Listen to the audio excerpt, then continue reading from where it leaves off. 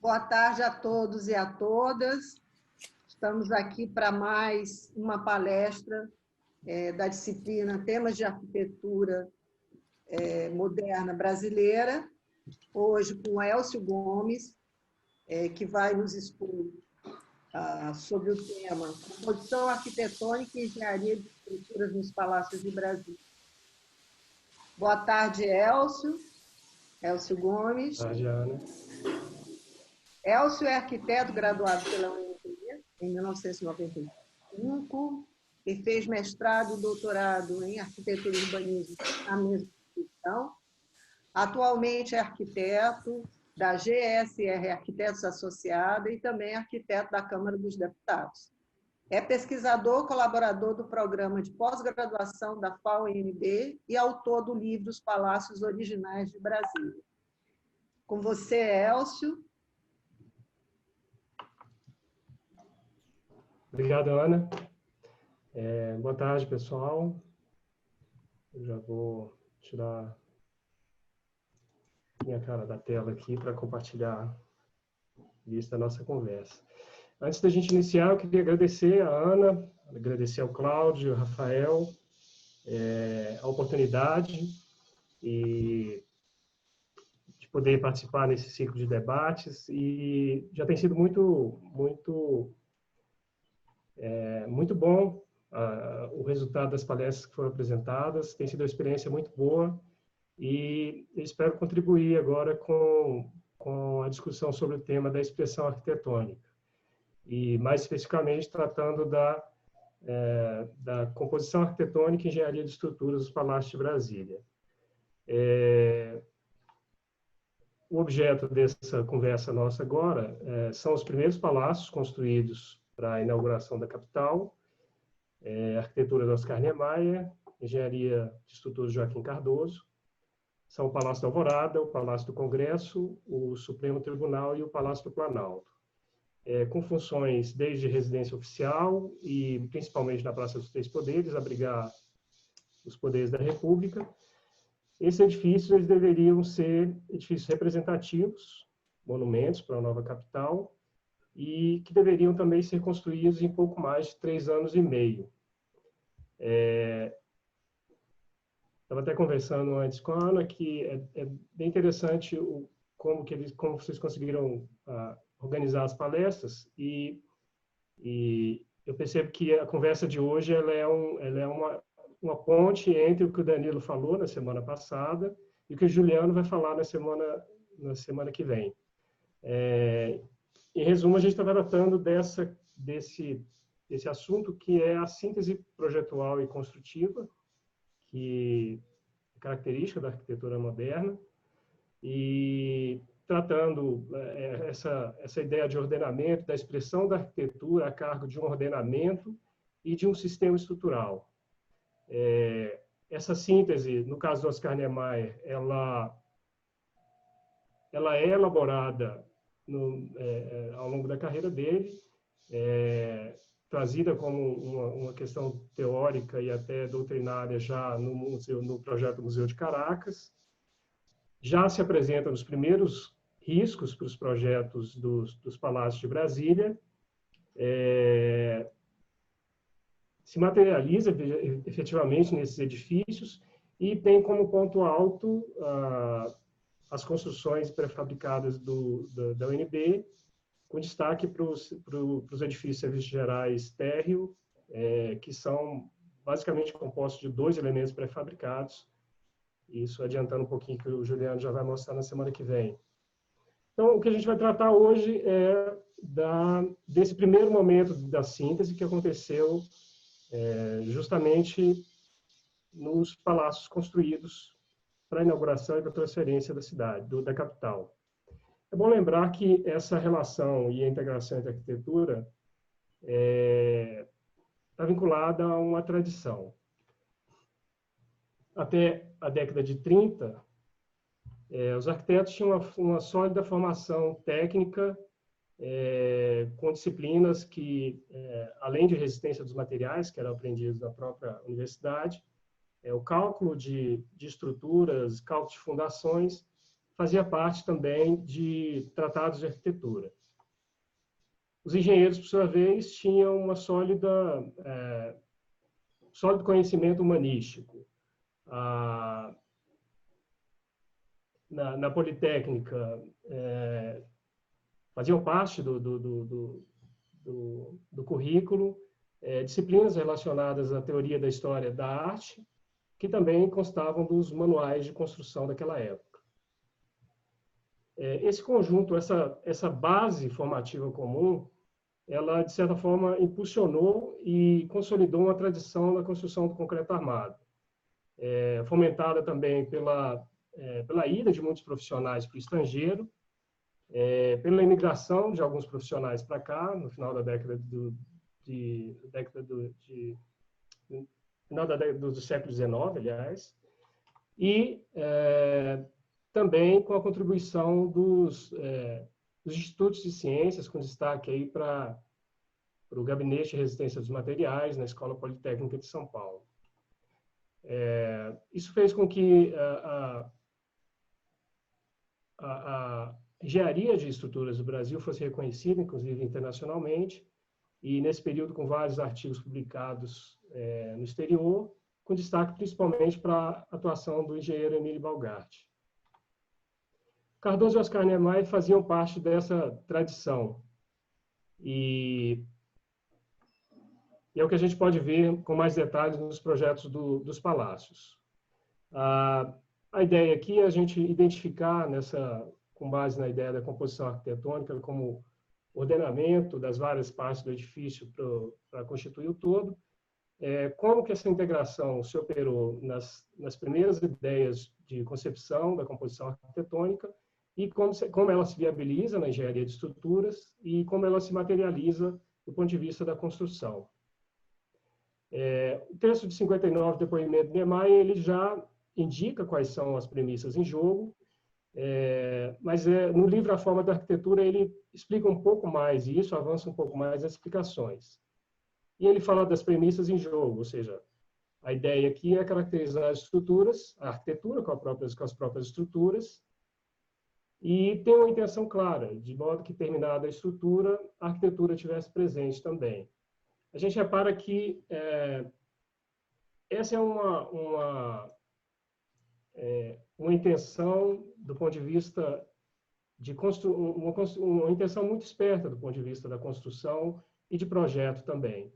A ideia de que a gente percebe que terminada o que fica pronto primeiro na construção são as estruturas, a ideia de elaborar uma arquitetura de modo que, terminada a estrutura, poucos elementos fossem necessários para concluir a obra, é uma ideia bastante pertinente, principalmente com cronogramas de curto prazo. E isso se desdobra de duas formas. Uma delas é a necessidade de um detalhamento exaustivo do ponto de vista de projeto. O Danilo mostrou isso na semana passada. Os projetos são compostos de poucos desenhos bastante objetivos, e, ao mesmo tempo, delegar uma certa liberdade condicionada aos construtores. Ou seja, os detalhes são detalhes genéricos, pensados para serem aplicados de forma geral. O exemplo que o Danilo mostrou da plataforma também se enquadra exatamente nisso. É um desenho praticamente do tamanho de um A4, do mosaico, que se repete na plataforma inteira de quase mais de 200 metros de largura. O que distinguiria esses palácios de outros até então construídos, Oscar fala que é a ideia de leveza, e utilizando da técnica como expressão de época. E, para isso, a ideia de leveza é afinar apoios, vão maior e balanços notáveis. E eu acho interessante essa frase porque eu acho que ela resume bem o método e a intenção que se pretendia, como que ele viabilizou isso, né? Ele fala que incorporou a arquitetura ao sistema estrutural. Então, a gente repara que não é uma arquitetura elaborada para que o sistema estrutural seja desenvolvido a posteriori, e nem um sistema estrutural que comanda de forma absoluta a arquitetura. Para Oscar, os planos de cobertura, elementos verticais de sustentação, colunas e rampas, deveriam exprimir criação arquitetônica, porque caberia a eles a própria expressão da arquitetura. Os primeiros projetos de Brasília são elaborados antes mesmo do resultado do concurso para o plano piloto, e eles configuram esse conjunto à beira do que seria o lago, que é o hotel, para a gente ter uma referência, é o Hotel Brasília Palace, o único deles foi construído, o primeiro palácio, uma residência oficial e uma igreja. Esse primeiro palácio é o precursor do Palácio do Planalto. Fica muito claro na rampa e no parlatório que a gente pode identificar. E ele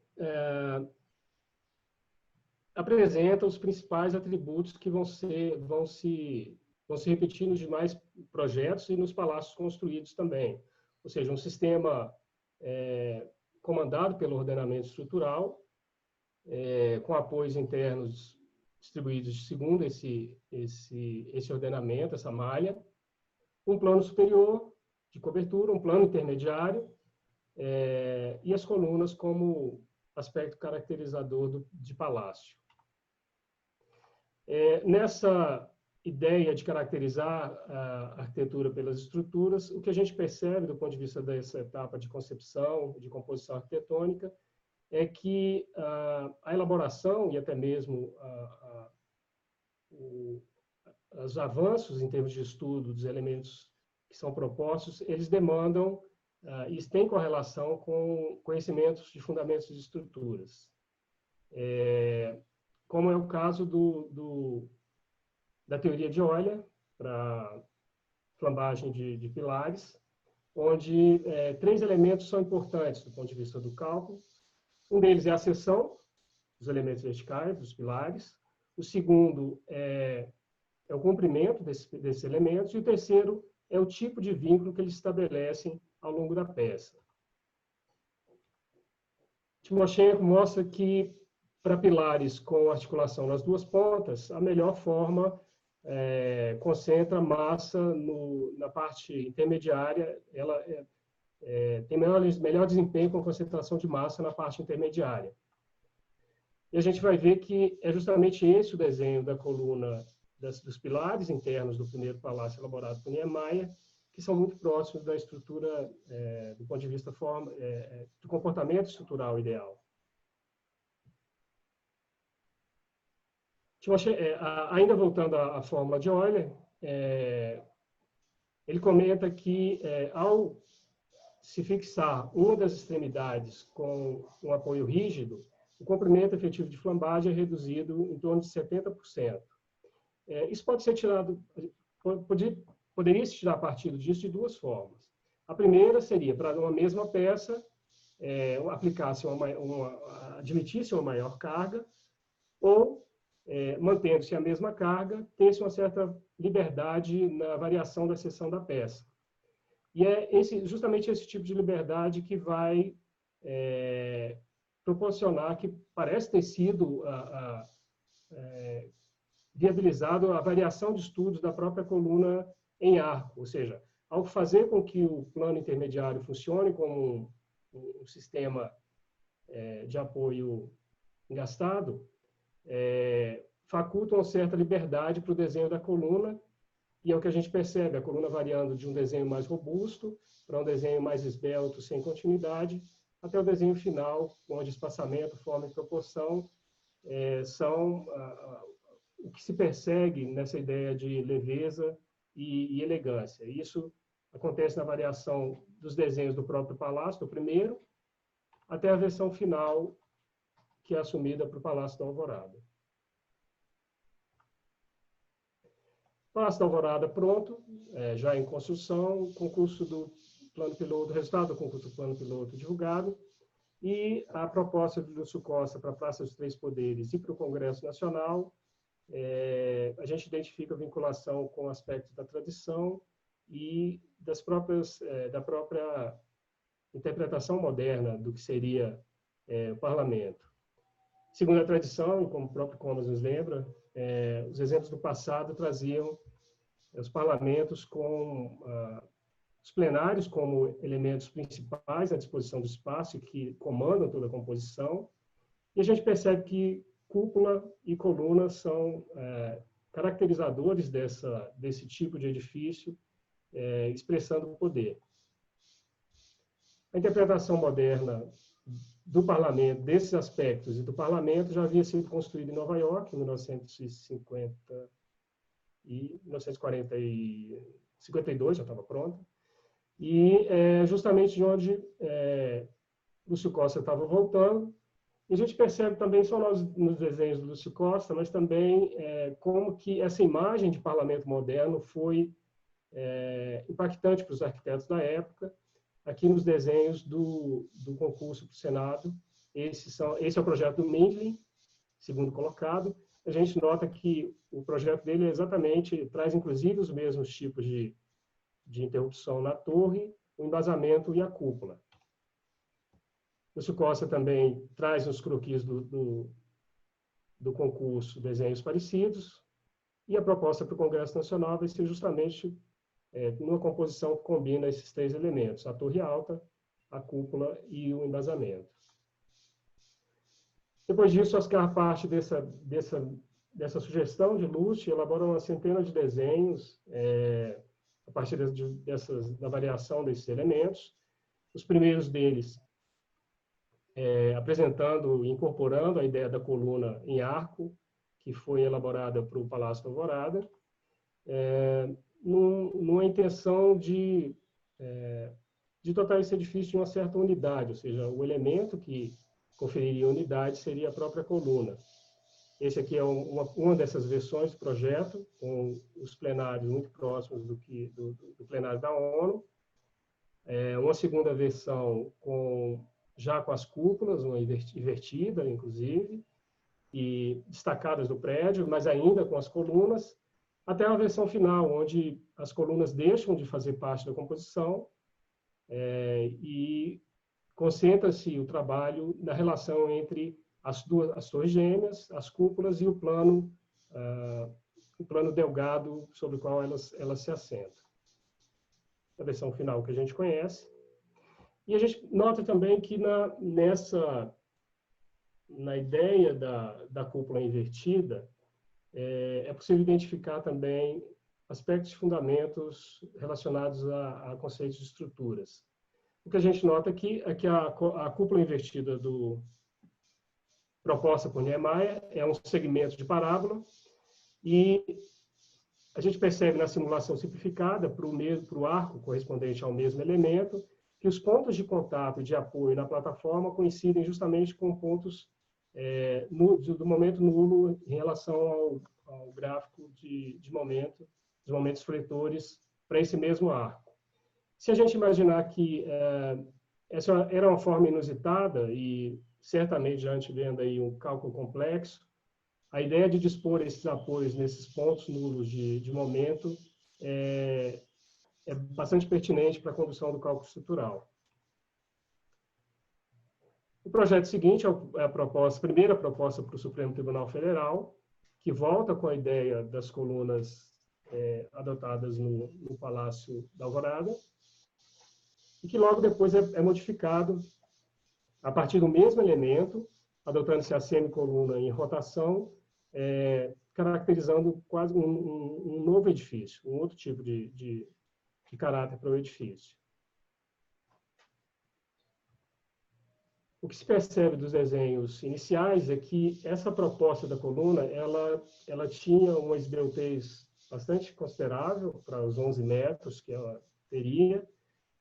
Estava proposta com 40 centímetros, e a gente repara que essa mudança ela não ocorreu somente no desenho da geometria da coluna, mas também na forma dela, em função de exigências do próprio cálculo. O que a gente pode ver aqui na lateral é como que o comportamento dessa coluna proposta inicialmente, com uma certa tendência à deflexão em torno do eixo X, e que ela já é modificada na própria fase de projeto. Ela mantém os 40 centímetros no topo, e na base, esse ponto de engastamento ele passa para 1,50 m. proporcionando uma condição melhor para o resultado do equilíbrio da própria peça.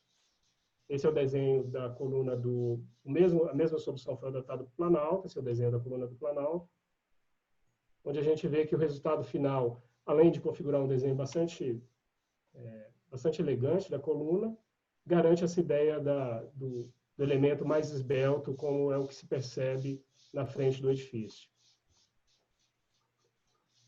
Bom, nessa fase de concepção, o que a gente percebe é que a ideia de atribuir a elementos estruturais a expressão arquitetônica demandava e certamente tinha uma contribuição considerável da atuação do Niemeyer nessas definições.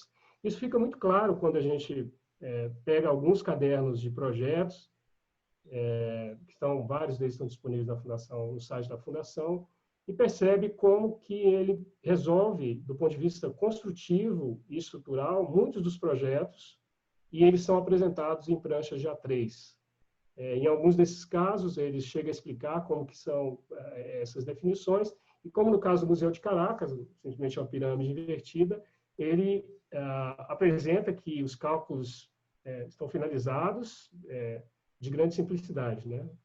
E ele fala que descreve como que esse elemento, como que esse projeto, do ponto de vista estrutural, funciona,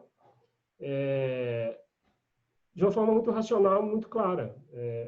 Praticamente é muito didático isso. E Bruno Contarini lembra que Bruno Contarini foi um dos engenheiros que participou da construção de Brasília, e sempre que ele tem oportunidade, ele fala que para várias das propostas que vão ser discutidas com o Oscar, ele já tem alternativas para o encaminhamento estrutural. Por aí a gente percebe o nível e o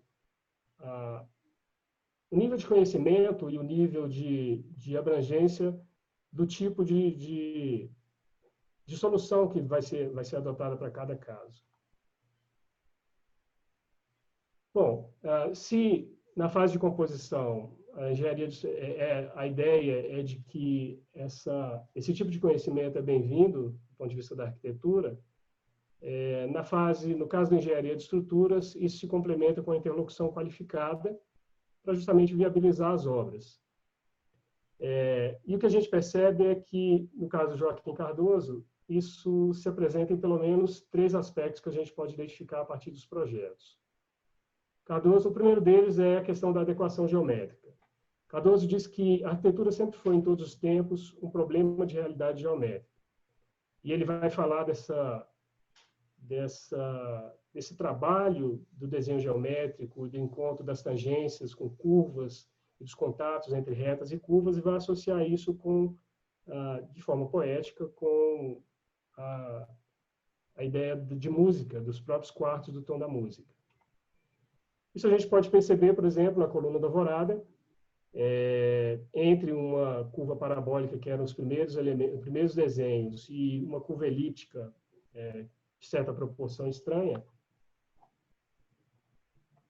a solução final é dada pelo projeto de estruturas, é encontrada no projeto de estruturas, e ela é dada pela uma curva resultante do gráfico da equação de quarto grau.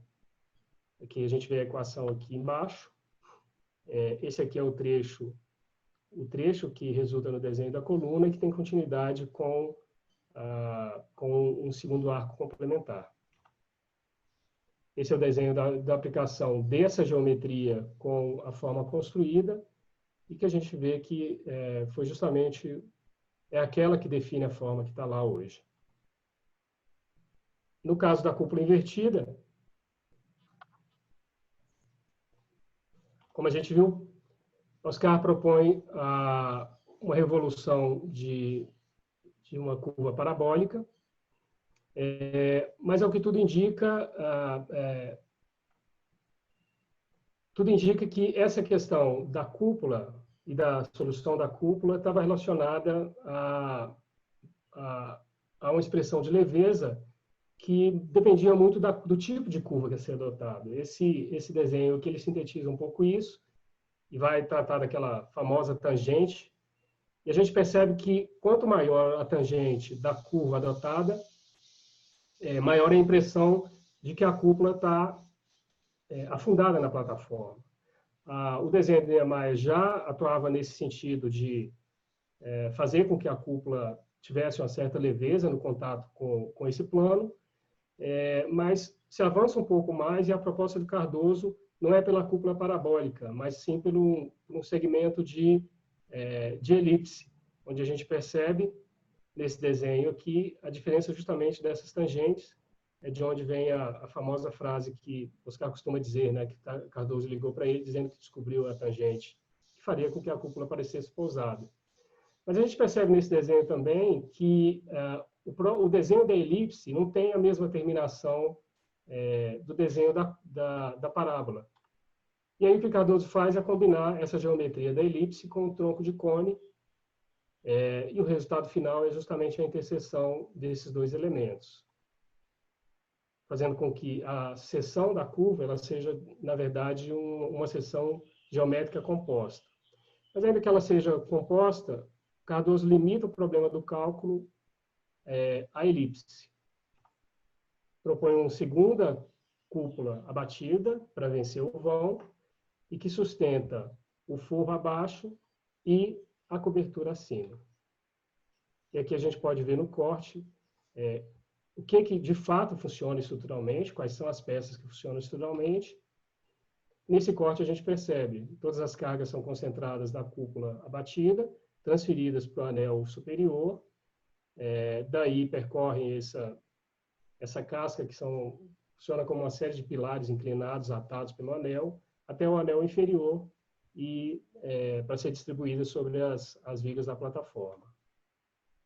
E o que se alcança é esse resultado de harmonia entre essas duas cúpulas, porque a cúpula do Senado, sim, ela continua a cúpula parabólica, e a cúpula da Câmara, o resultado final, é o que se pretendia de um objeto como se essa interseção com a plataforma fosse quase que imperceptível, ou seja, a ideia da cúpula pousada. O segundo aspecto que se refere à engenharia de estruturas trata do repertório das soluções estruturais. A leveza em arquitetura está relacionada não só à redução do peso próprio da estrutura, mas também ao correto encaminhamento dos esforços. De novo, como Comas lembra, o referente estrutural da arquitetura moderna é o sistema dominó de Le Corbusier e a malha regular proposta nesse sistema. O que a gente pode ver nas lajes dos palácios é um tipo de sistema mais complexo de vigamento, com vigas radiais, vigas diagonais em vários sentidos, que estão ocultas sobre as lajes e que procuram justamente o melhor caminho para a condução das cargas. Isso a gente pode perceber no vão que marca a entrada do Palácio da Alvorada, com 30 metros de vão e uma laje de bordo de 35 centímetros, que é configurada, na verdade, por vigas diagonais e nervuras em balanço, que visam justamente reduzir o esforço no ponto mais extremo do balanço. A cúpula invertida do Congresso é sustentada por um sistema de malhas que lembra e que remete a estruturas da natureza. Esse desenho sempre nos lembra esse tipo de estrutura mais orgânica. E é ele que recebe toda a carga da cúpula invertida, que passa por um anel de transição e é distribuído e busca os pilares no ponto da malha regular que configura a planta. E só para complicar um pouco, esse anel intermediário ele é interrompido por uma galeria de passagem de público, que é onde a gente vê a concentração de todas essas vigas aqui, que tem que sustentar essa abertura.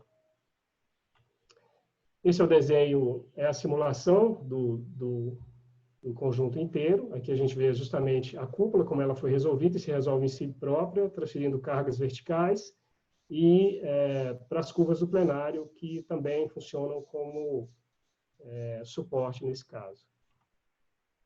Esse é o trecho do Senado, a mesma abertura, com as radiais semelhantes. E no caso do Senado tem um aspecto interessante, que no próprio desenho do vigamento estão embutidas os degraus das galerias de público para quem assiste às sessões, né? E se a gente parar para pensar, isso tudo feito sem computação gráfica.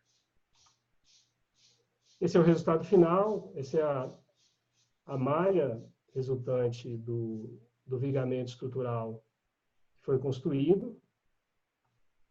Isso aqui é como se a gente arrancasse a laje de cobertura e visse todo o esqueleto estrutural.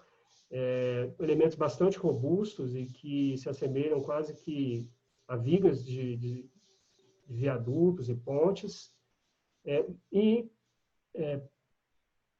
De forma proposital, é um elemento que não se percebe, porque a plataforma varia de espessura, de uma espessura de 2,70, onde ela abriga a galeria de público, até uma espessura mínima, que faz com que todo esse plano conte como quase um plano tensionado nas duas extremidades da via. O Palácio do Planalto, a gente vai perceber que as lajes também têm um desenho bastante elaborado nesse sentido. E o que chama a atenção é justamente a rampa ferradura e o sistema de ancoragem, como se fossem raízes de árvore em busca das vigas nos trechos dos pavimentos inferior e superior. Ainda no Palácio do Planalto, é interessante a solução também da rampa de entrada, onde se propõe um considerável engastamento na base, que combinado com essa dobra, ou o vinco na parte superior, resulta em momentos constantes e muito próximos ao longo de toda a peça, que vai permitir, vai facultar essa leveza do plano que caracteriza a entrada do palácio. O terceiro aspecto referente à contribuição da engenharia diz respeito à experimentação da constituição da matéria. Esse ponto mínimo de contato do apoio da coluna da alvorada com o solo, ele, na verdade, caracteriza quase que um tipo de estruturas que é conhecido como articulação estrutural, e onde a concentração de aço e concreto é muito diferente de um simples pilar. Isso a gente pode ver nesse desenho aqui. Esse ponto, na coluna inteira, ele tem 20 centímetros por 4, e isso tudo aqui é a ferragem concentrada nesse ponto. Um outro recurso interessante que foi adotado é nas colunas internas, como no caso dessa coluna da entrada principal do palácio, que concentra toda a carga daquele trecho em balanço que a gente viu, e tem 35 centímetros, 8 metros de altura, e, para complicar, com um tubo de queda dentro dela. E aqui a solução foi para uma coisa que atualmente se conhece como duplo confinamento, ou seja, é um tubo de aço, uma estrutura helicoidal, uma armação helicoidal, e que é concretada junto. Isso reduz o efeito de flambagem do pilar, a deflexão do pilar, a uma carga tão elevada como essa que ele se submete. No Palácio do Planalto, a gente vai perceber também um outro artifício que foi o já conhecido, né, o artifício de soldar barras espirais às barras lisas. Se a gente lembrar, o ferro corrugado, o aço corrugado não era muito comum naquela época, ele era uma novidade, na realidade, e ele só foi ser utilizado em algumas partes dos palácios, como no caso da cúpula invertida, que contou com um aço de origem norueguesa, se não me engano, o Torstal 50, para configurar essa densa malha que acabou por ser concretada para a cúpula. O que a gente percebe, então, em relação à engenharia de estruturas, além de uma atuação e de uma capacidade muito particular de Joaquim Cardoso, em termos de uma percepção quase intuitiva para o encaminhamento de esforços, é uma atuação também própria da engenharia naquele período, que se valia de muita experimentação. A gente tem que lembrar que a primeira norma que foi construída, ela veio com lastro nessa experimentação que se seguia, e esse período também foi de muita experimentação, de muita criação de coisas que ainda não estavam nem, de certa forma, estabelecidas em termos de teoria das estruturas. E, por fim, uma coisa que a gente identifica em vários desses projetos de época, que o Roger Pamplonnet lembrou bem, que é um conceito de estrutura desenhada, ou seja, uma solução de cálculo que se resolve por meio do correto encaminhamento de esforços e de um elaborado desenho da estrutura que seria executada. Um cuidado com a geometria também. Bom, essas definições de projeto, tanto arquitetônica quanto estruturais, na maioria dos casos, nos bons resultados, e como não poderia deixar de ser de Brasília, contou também com uma excelência dos agentes de construção.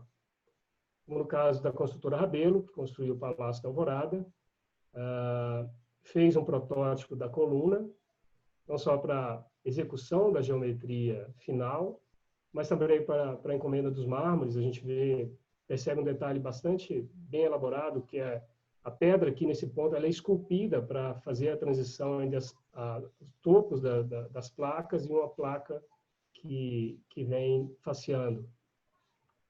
A capela também contou com um protótipo em escala para verificar essa questão da geometria e também para a encomenda dos mármores, muitos deles em dupla curvatura e com mais de 3 centímetros de espessura. E o Congresso Nacional foi realizado pela Consultora Nacional, que era uma empresa encampada pela alemã Weisse Freytag, e que era a precursora, a Weisse Freytag, precursora do concreto armado no mundo. Isso aqui é a cúpula invertida, aqui a gente vê justamente a cúpula que vence o vão. E a Weisse Freytag chegou a fazer uma verificação dos cálculos Cardoso e elaborou um sistema bastante interessante de escoramento das cúpulas e do edifício dessa estrutura de concreto armado. Além da excelência dos consultores, não dá para a gente deixar de falar dos trabalhadores que botaram a mão na massa, dos candangos que vieram de várias partes do Brasil, e muitos deles quase que sem conhecimento nenhum, que aprenderam o ofício durante a própria experiência de canteiro. Talvez o caso que mais chama a atenção seja a montagem das estruturas metálicas, das torres anexas, as estruturas vieram importadas dos Estados Unidos e foram montadas por esses trabalhadores que nunca tinham lidado com esse tipo de sistema estrutural. Bom, ao fim, em 1960, os palácios estavam prontos para a inauguração, e a gente percebe que isso é resultado de uma estratégia adequada do ponto de vista arquitetônico, de projeto, como a gente viu, mas também dessa identificação da capacidade e do domínio das estruturas por parte da arquitetura e de um domínio e de um repertório variado por parte do cálculo do que tange a engenharia de estruturas, complementada pela excelência dos construtores. Uma coisa que sempre chama atenção para nós, quando a gente percebe todo esse percurso da arquitetura, dos palácios nesse período tão curto, confronta isso com a realidade atual, é sempre a pergunta: será que com o ensino que a gente tem hoje e com os profissionais que estão na prática, a gente teria resultados semelhantes? Então é isso, gente. É mais uma apresentação inicial para provocar o debate, mostrar algumas coisas. Eu vou deixar a tela aqui e abrir para a gente poder conversar.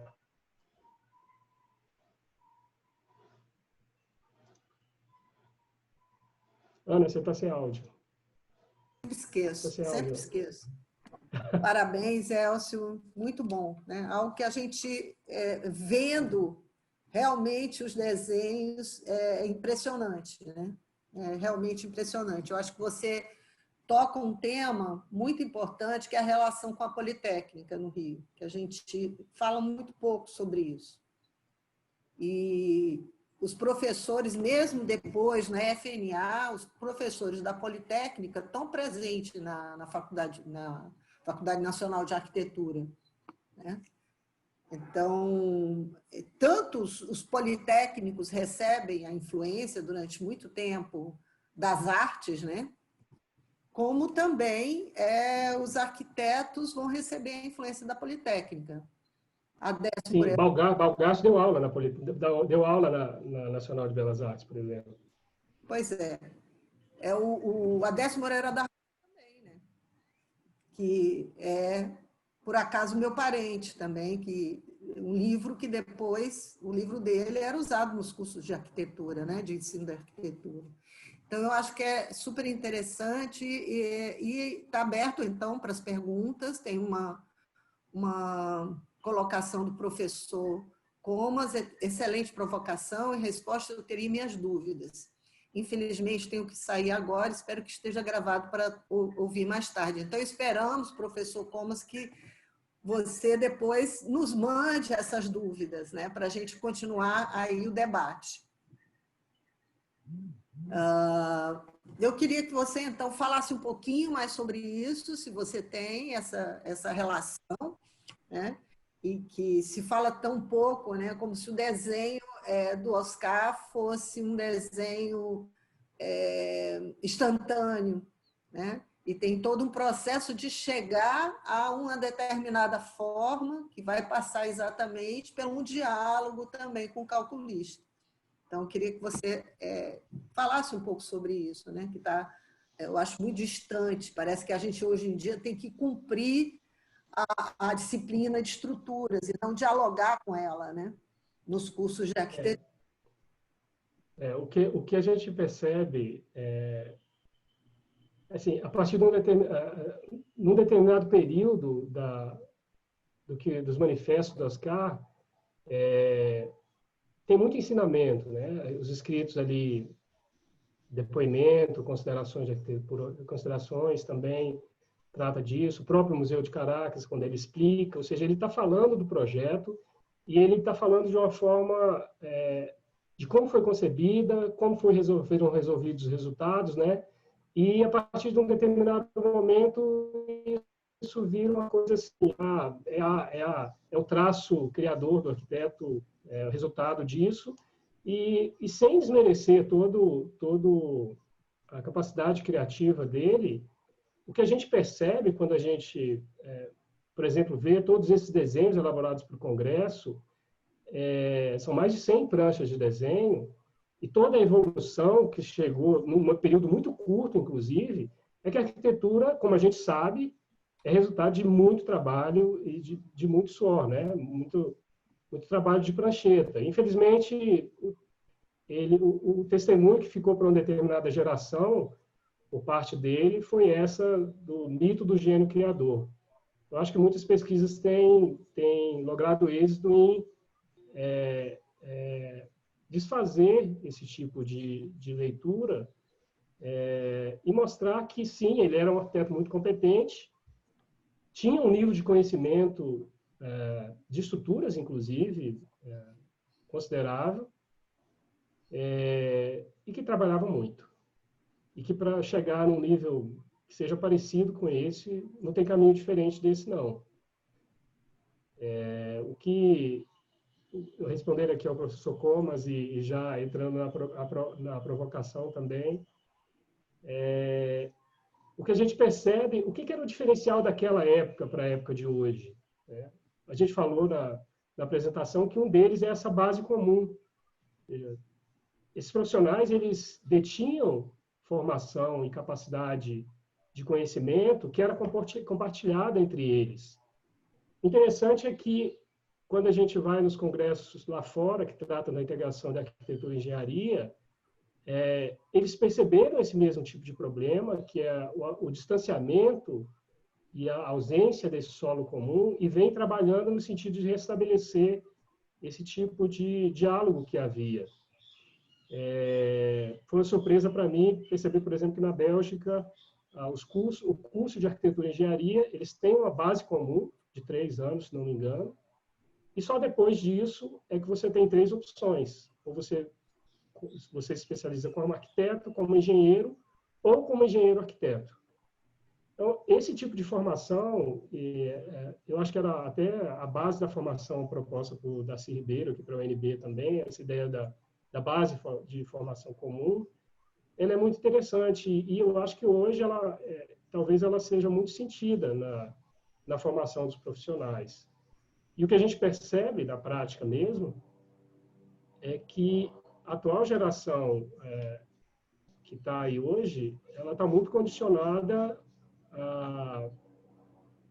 ao que as ferramentas de computação gráfica, de software e de cálculo disponibilizam, né? É difícil você sentar para dialogar sobre tipos estruturais, sobre alternativas de condução das estruturas e resolução das estruturas. Então, acho que isso se perdeu e, voltando ao debate da semana passada, sim, eu acho que o ensino tem uma grande parcela de culpa nisso, é uma coisa para a gente refletir em que momento que isso se perdeu, mas não só ele, acho que a prática profissional também, retomando de novo, acho que daqui vai ter uma outra geração que vai estar discutindo sobre os impactos do BIM e do modelo assistido no computador, no caso dos edifícios, e sobre o impacto que isso teve na própria formação dos profissionais. Elcio, tem uma pergunta do Marcos Almeida. Se você poderia falar das equipes de projeto arquitetônico estrutural, quantidade, integrantes, se havia equipe exclusiva de colaboradores para cada edifício, etc. A equipe do Cardoso tinha, pelo que consta, tinha 3 engenheiros. Era o Cardoso, o Vitor Fadu e o Samuel Ravé. Esses 3 eram de engenheiros e contavam também com a equipe de desenho, mas muita coisa saiu da mão desses engenheiros. O Cardoso ficava no Rio, praticamente. Quem via muito aqui a Brasília era o Vitor Fadu e o Samuel Ravé. O Samuel Ravé, inclusive, eu faço questão de destacar porque eu acredito que ele era um engenheiro, em termos de potencial, num nível muito parecido com o do Cardoso. Era também tinha uma produção literária que é muito relevante, tem uma produção literária que é muito relevante, principalmente na parte de contos, e que também teve uma participação bastante considerável na solução, principalmente do Palácio do Planalto, posteriormente no Itamaraty, depois na Catedral, viajou com o Oscar para Israel, e eu acho que ele não tem o reconhecimento e não foi adiante com essa equipe toda porque era uma pessoa de difícil relacionamento. Mas era um engenheiro extremamente capacitado. Do ponto de vista da arquitetura, a gente tem o Nauro Esteves, que era o cara que estava à frente do desenvolvimento dos projetos, ele está sempre aí, mas não só ele, Glauco Campelo, vai voltar todo o nome na memória aqui agora, Marcos. Glauco Campelo, deu branco aqui, mas eu não vou lembrar todos os nomes, mas a equipe de arquitetura era uma equipe mais robusta e que auxiliou. No caso dos palácios, Sabino Barroso, a gente vê o nome de Sabino Barroso, e principalmente do Nauro Esteves. São esses 2 os nomes que estão mais vinculados aos palácios, porque os outros profissionais... Glauco Campelo participou no STF, ele, inclusive, parece que participou da condução da obra, e desenvolveu parte do projeto também. A equipe do Oscar já era maior, a equipe de arquitetura era maior, a equipe de engenharia era realmente mais limitada. O Rafael quer comentar, fazer algumas digressões, diz ele. Digressões. Obrigado, Elcio, pela fala.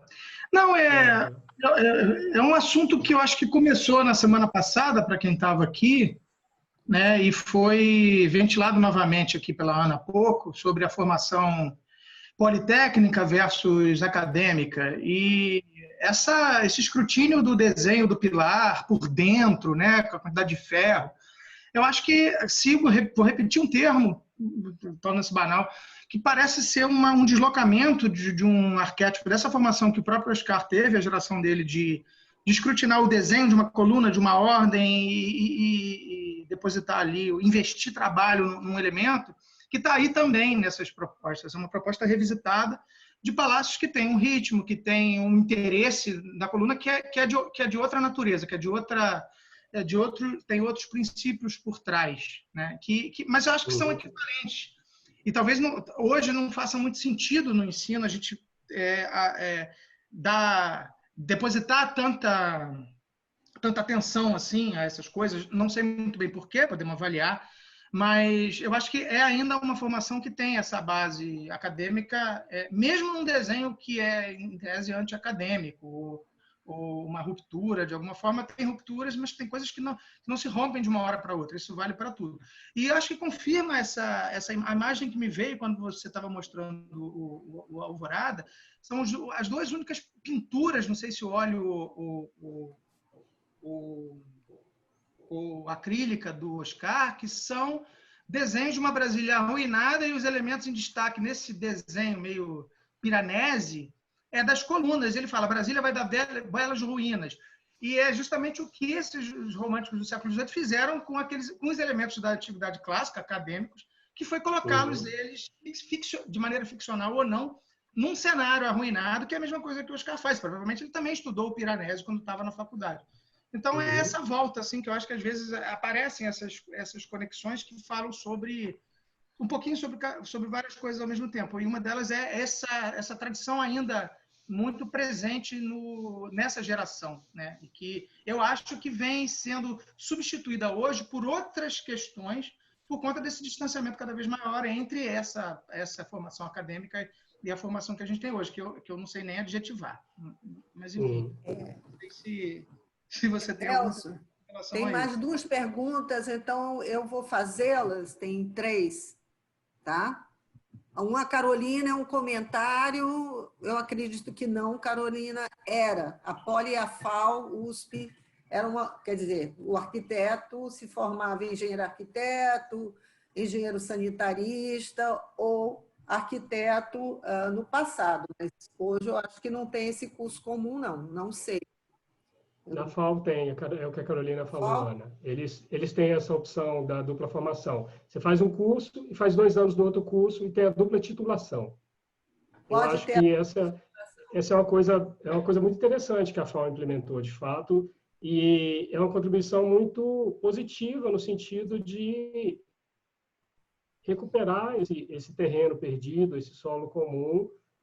Quando a gente fala que esses 2 profissionais estão trabalhando dentro do mesmo objeto e que eles não dialogam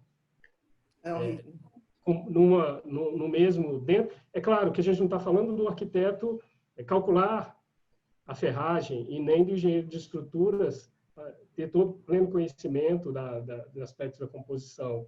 A gente está falando de questões mais qualitativas, como se diz hoje, né? Então, Rafael, eu concordo com você. Eu acho que primeiro, acrescentando a isso que você colocou, é claro que a gente está tratando aqui de obras emblemáticas e de coisas que estão fora da curva, né? Mas, ao olhar para essas obras emblemáticas e ver que elas são, talvez, as joias da arquitetura e do ponto de vista desse ápice que foi o encontro de capacidades e de agentes, e tem uma série de coisas envolvidas aí também, eu acho que essas são lições, sim, a gente refletir do ponto de vista de que o que a gente perdeu, né? E é claro que aquele era um outro contexto, como eu disse, as normas, a primeira norma foi feita com base no avanço da engenharia daquela época, e a engenharia continuou avançando e essas coisas foram incorporadas às normas. Hoje a parte normativa está bem estabelecida, mas ela, de certa forma, ela representa um engessamento para a própria engenharia. Que dizer para o arquiteto que nem entende dos meandros da outra disciplina. Então, hoje eu te diria que a gente está num terreno árido de diálogo. Ele não existe, com exceção da velha guarda, que quando a gente faz projeto, a gente busca a velha guarda para poder ter esse tipo de diálogo. Ou dos discípulos deles, mas eu temo que isso daqui a algum tempo não tenha mais. Juliano faz a segunda colocação e pergunta. Ele coloca armadura concretada e não concreto armado. Boa. Quais os maiores desafios na conservação do edifício do Congresso Nacional? A Denise, eu vou fazer perguntas e aí para você poder falar mais. Tá bom. Comenta que o Balgarter fez propostas também inovadoras no campo da engenharia para realizar as demandas da arquitetura. Diz que, infelizmente, não pode participar mais porque está no celular, está fora de casa.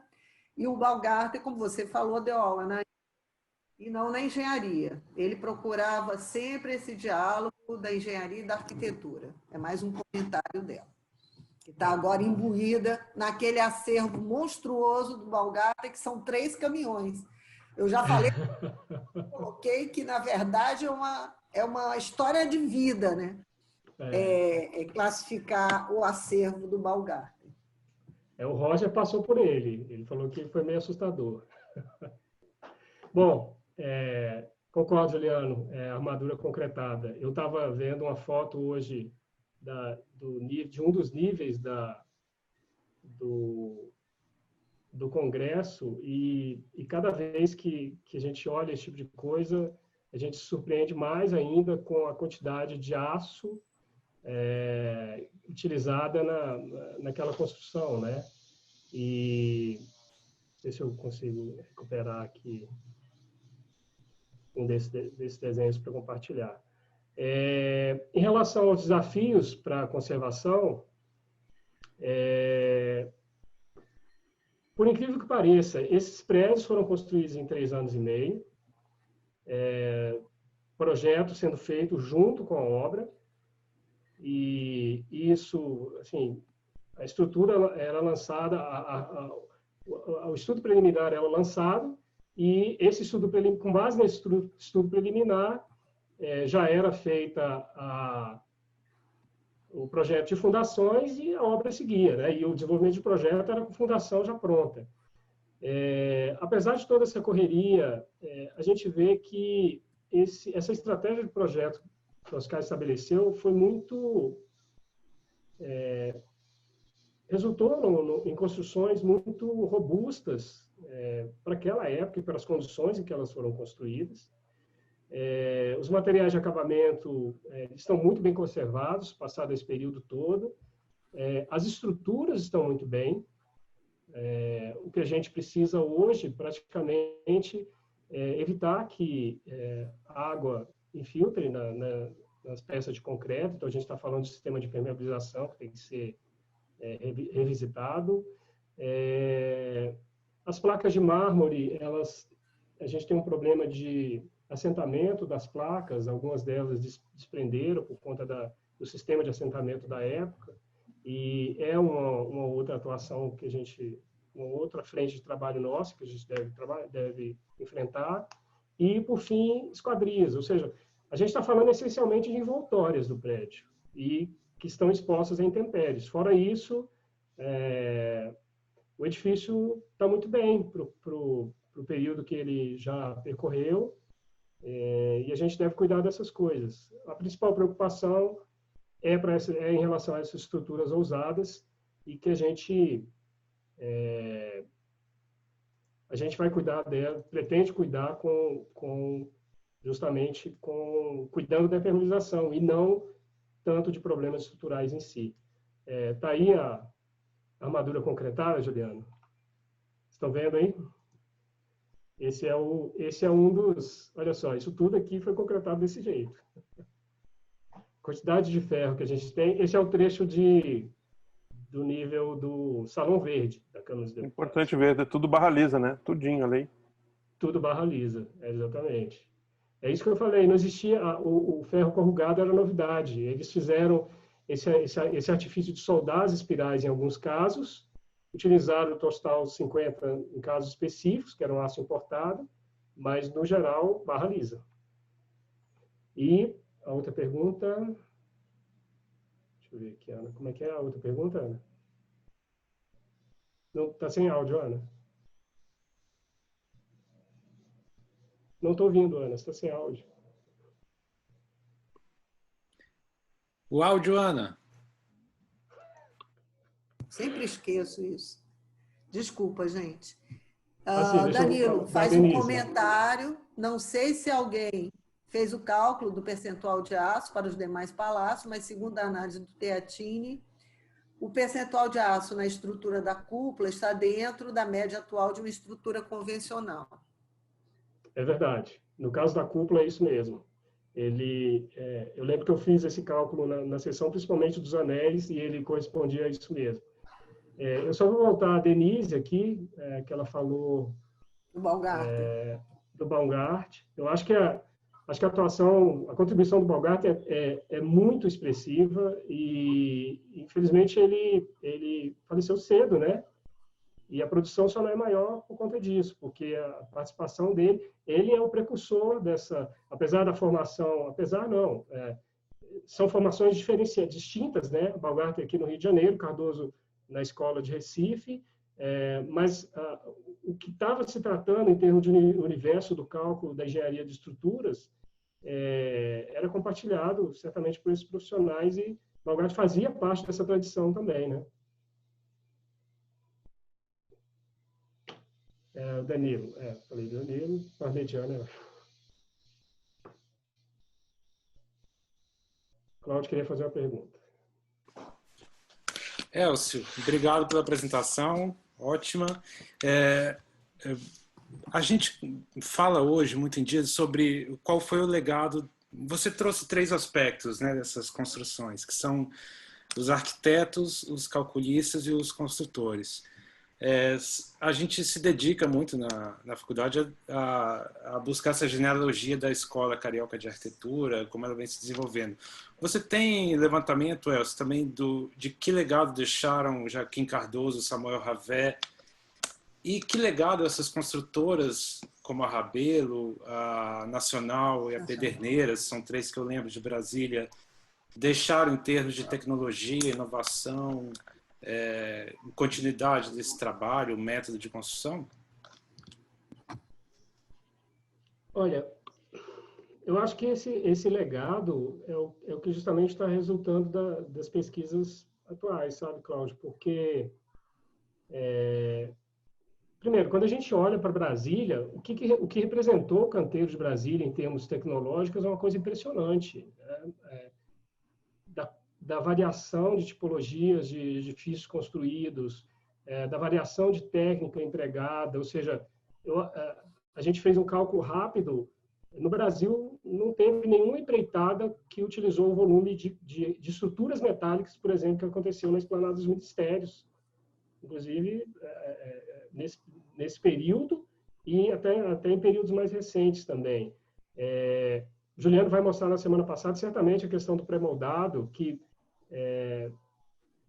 é um outro tipo de abordagem, exige outro tipo de conhecimento, resultou numa maturação da técnica e da tecnologia construtiva, apropriada e específica também. Então, esse tipo de registro, ele não se consolidou como peças que pudessem ser transmitidas. Ele se consolidou nos documentos técnicos, nos documentos de processos, nos projetos e nas próprias obras construídas. O que a gente percebe é que o resgate desse tipo de conhecimento, infelizmente, ele demanda pesquisa. Infelizmente, que eu digo é porque isso dá muito trabalho, né? Se a gente tivesse uma história, uma preocupação da história da técnica e que isso tivesse os acervos da Rabelo, por exemplo, ninguém sabe onde está. tem uma briga familiar aí envolvida. Os acervos das outras construtoras também. Na época eu não consegui encontrar nada disso. O principal testemunho para nós são os projetos, essas fotos que já ajudam muito, depoimentos das pessoas que participaram. Jaime Zeta está aí, que tem histórias muito interessantes sobre isso tudo também. E a gente tenta costurar essas coisas todas, né, para tentar identificar e achar caminhos até para a nossa atuação de hoje. O Daniel Pita comenta que é quase tanto ferro quanto na Fundação Iberê Camargo em Poa. E o Marcos Almeida pergunta... Peraí, deixa eu achar aqui. Nossa, não está baixando. O Marcos pergunta sobre o traço, né? Peraí. O traço do concreto. Para preencher o espaçamento dessa armadura. Pergunta sobre o traço do concreto. Felipe tem uma pergunta também. Dentro do campo da preservação da arquitetura moderna, muito se discute como esse período foi um momento de elaboração de novos parâmetros dentro da engenharia, testando o limite de materiais e formulando novas soluções técnicas. Tal fato faz com que os edifícios provenientes do período moderno tenham patologias próprias e até um tempo de vida menor se comparado aos edifícios de outros períodos históricos. Você tem conhecimento de patologias apresentadas por esse projeto em Brasília? Essas patologias seriam as mesmas de outros edifícios modernos? Ou a especificidade desses edifícios fez com que eles tivessem patologias próprias? Acho que o Jaime também queria conversar aí também, né, Jaime? Jaime quer falar? Está sem áudio, Jaime.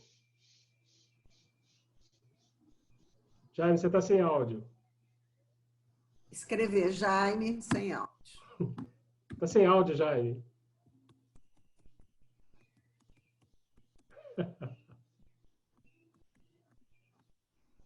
Deixa eu ver aqui.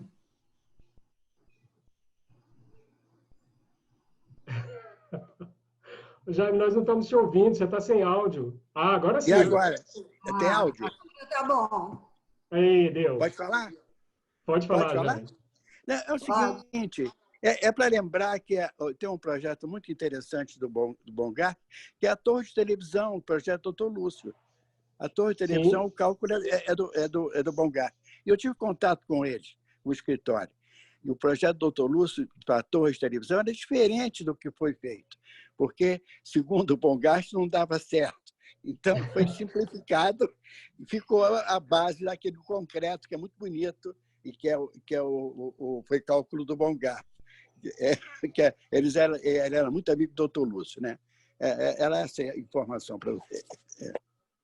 Sim. Obrigada. Tá bom? Obrigado, Jaime. Obrigado. Horrível. Obrigado, Jaime. Ai, minha mãe santíssima. Olha, vocês acabam com esse negócio dessa... Onde é que eu tiro o som, né? Porque onde é que tira o som? Não tem problema, não. Pode ficar com sono.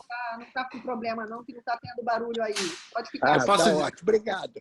Eu desativo para você, Jaime. Pode deixar. Tá, obrigado. Pode desativar. Quanto ao Marcos, o traço do concreto, eu não encontrei informação nas pranchas de projeto de estruturas e, infelizmente, isso está naquele limbo que a gente conversou, né? Toda a documentação do Cardoso ela foi repassada para a universidade e eles simplesmente pulverizaram tudo aquilo que era o acervo do Cardoso em termos de registro e de livros, que é uma coisa muito interessante se ela tivesse sido mantida, tivesse continuado agrupado. Isso está distribuído na catalogação bibliográfica lá e a gente não tem mais como rastrear isso. Esse traço provavelmente era um traço muito de agregado muito miúdo para penetrar nesse tipo de armação aqui, como a gente vê, né? Sobre a colocação do Felipe, De fato, Felipe, eu acho que os palácios, de uma forma geral, eles não têm, padecem desse mesmo tipo de fato, que é uma certa novidade de emprego de materiais, criação de novos sistemas que nunca existiram e que nunca foram testados, e que tem um tempo de vida menor, como você mesmo disse, né? Agora, em termos de patologias estruturais a gente não tem, no caso do Congresso, e o que a gente se preocupa mais é com esses tipos de patologia de fixação das pedras de mármore nas empenas, nas fachadas, que algumas delas já caíram, vinham caindo já ao longo do tempo, algumas já foram fixadas por insert metálico, e a gente agora está se debruçando com um pouco mais de cuidado para tentar dar uma solução definitiva para o problema. E eu volto a lembrar, eu acho que no caso dos palácios, o grande... tudo isso que aconteceu, ou seja, a paleta reduzida de materiais, a presença menor deles também. Se a gente parar para pensar, os palácios são basicamente estrutura de concreto, placas de mármore, granito e, como o Danilo mostrou, revestimento de madeira no interior, no seu interior. Então, a gente está falando de uma paleta bastante sintética de materiais e que a gente entende que não são grandes as patologias que a gente tem. Eu acho que, de forma geral, nos palácios, se a gente conseguir resolver bem a questão da envoltória e evitar que esses materiais estejam muito suscetíveis aos agentes do tempo, eu acho que eles vão se preservar bem. Talvez a maior dificuldade que a gente tenha nos palácios seja preservá-los em função dos usuários, porque é difícil, viu, gente? A gente percebe isso visivelmente no caso do Palácio do Planalto, como que a reforma descaracterizou bastante o palácio. E o que a gente tem tentado a partir desses estudos, ter um conhecimento maior, do ponto de vista projetual e construtivo, para evitar que essas coisas aconteçam. A ideia de conservação preventiva também, não é, Elcio? E aí Sim. A gente vai fazendo uma propaganda da Cláudia Carvalho, né, que estuda isso, que tem trabalhado com isso, que vai trazer também esse tema para o nosso debate. A Denise está falando que vai procurar o projeto da torre de televisão, né? Tomara que ela ache, né? Imagino 3 caminhões lá de documento, não vai ser fácil, mas espero que ela tenha muita coisa boa ali naquele acervo, né? Bem, tem alguma outra pergunta? Ninguém mais se habilita? Quero agradecer muitíssimo a você, Elcio. Excelente, né? Excelente mesmo. Essas pesquisas são extremamente necessárias, até para a gente ver o nível, né, de detalhamento que as obras da capital teve, as obras da capital, o nível de detalhamento que elas tiveram, para outras obras, como, por exemplo, a nossa FAO, e também o cuidado, né? A gente tem que ver que há uma certa preocupação com a conservação dos palácios, diferente de outros edifícios que, ao longo do tempo, não tiveram conservação, né? Como a nossa faculdade, que é um lugar maravilhoso e tal, e que está numa situação muito difícil, assim, em termos de conservação, por mais que a gente tente fazer alguma coisa. Então, agradecer muitíssimo, gostaria, se você quiser terminar esse bloco, a gente depois vai fazer um intervalo e voltar para conversar com os alunos. Então, você está convidado, mas se tiver outros afazeres, não tem problema, né? Então, a palavra está com você. Obrigado, Ana. Obrigado, Cláudio, Rafael, pessoal todo que participou. Modo dizer que é muito legal participar desse tipo de palestra. Eu estou muito contente com isso e Agradecer mais uma vez vocês, o convite, e disponível. Eu não estou na universidade, não, mas a gente dá uma de freelancer assim, de vez em quando e gosta de participar disso. O que a gente tem tentado, uma coisa muito, muito interessante com esse retorno à universidade e poder se valer desse conhecimento que é acumulado e que transita na universidade, é justamente o de tentar aproximar os problemas da prática projetual, da conservação do palácio, da atuação que a gente tem lá como arquiteto que lidam com bens, ainda que tombados ou não, porque o Congresso é tombado, mas tem tantos outros edifícios tão relevantes e que precisam ser preservados do ponto de vista do patrimônio que eles representam, a gente contar com a universidade para esse tipo de reflexão, ou seja, tentar trazer essa reflexão da abordagem científica como uma coisa rotineira do ponto de vista de qualquer problema que a gente venha enfrentar no que tange a arquitetura, a engenharia.